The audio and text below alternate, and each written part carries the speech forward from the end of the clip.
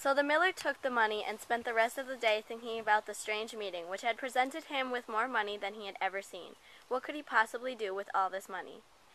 I think that the first thing I should do is buy food for my family. The miller took out $10 and wrapped the rest in cloth.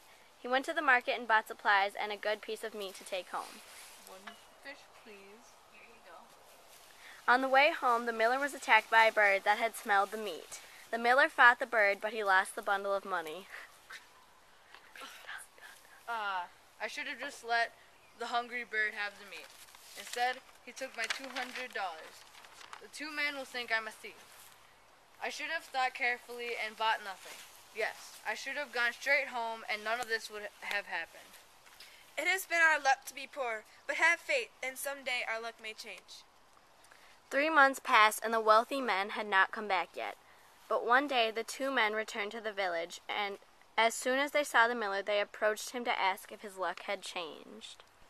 The miller told the two men the whole story. Luckily, they believed him. Let's try this again. Maybe the outcome will be different.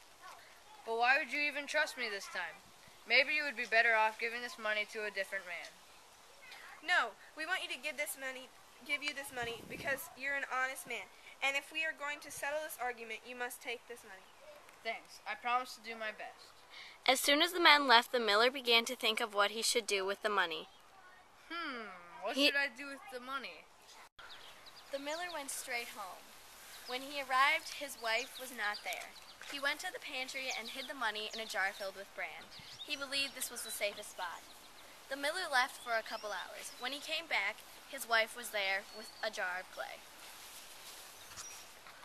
Did you stop thinking? Look, my dear. Look, my husband. Today I brought some good clay, which to whitewash the entire house. And how did you buy the clay if we don't have any money? Well, the man who was selling the clay was willing to trade for jewelry, money, or anything of value. The only thing we had of value was the jar of bran. Isn't it wonderful? I think we have enough to whitewash the entire house. Oh, you crazy woman! We're ruined again! But why? Today, I met the same two friends who gave me the $200 in the first place. They gave me another $200 after I explained what happened.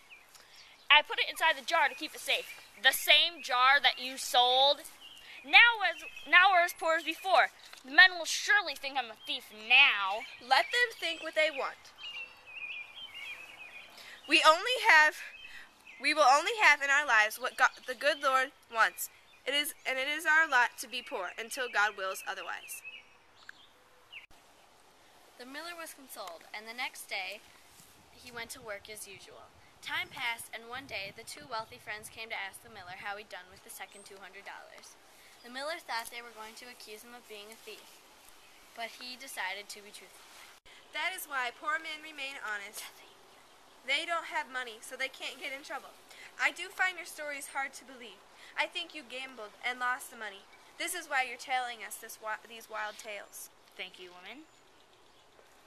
The miller was ready for them to just walk away, when the wealthy woman who believed in luck gave the miller a worthless piece of lead. It brought her no luck so far, but she wanted the miller to give it a try. The woman left, still debating their views of life.